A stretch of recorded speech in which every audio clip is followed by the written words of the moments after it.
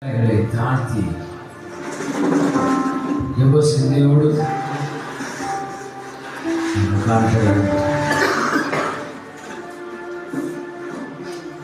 எங்களை எப்பொழுதும் ஒன்று போல நேசிக்கிறார் நல்ல தகப்பனே.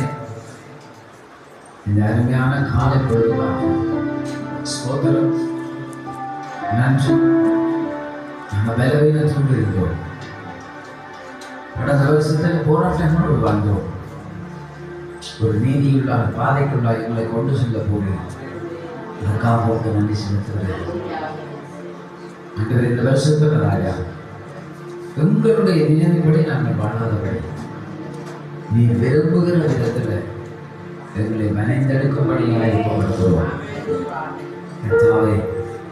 சத்து வைத்திருக்கிற திட்டங்கள், பிள்ளைகளுக்கு விரோதமாய் பிசாசு வைத்திருக்கிற தந்திரமான செயல்கள் இயேசுவின் நாமத்தில் இந்த காலை வேளையிலும் தவிடு கொடியாய் உடைக்கப்படுவதாக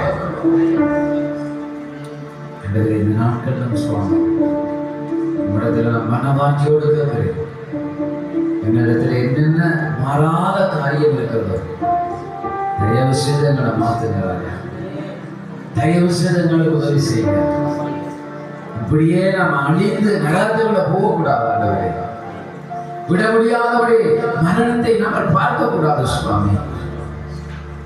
எல்லாத்தையும் விடுகிறதற்கு, எல்லா காரியத்திலிருந்து வெளியே பார்த்து இந்த வருஷத்துல ஒரு உதவி செய்யுங்கப்பா.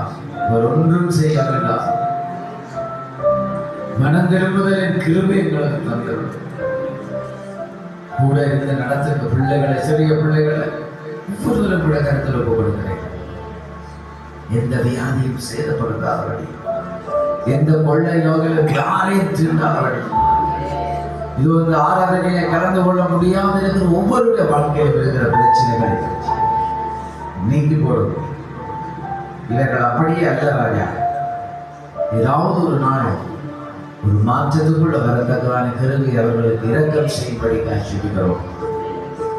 ஆவியானவர் கூட இருங்க, நடத்துங்கப்பா.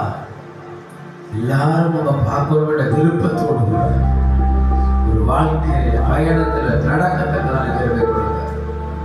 இயேசுவின் நாமத்தில் ஒப்பு கொடுத்து ஆசீர்வதித்து செபிக்கிறேன் என் ஜீவனுள்ள நல்ல பிதாவே.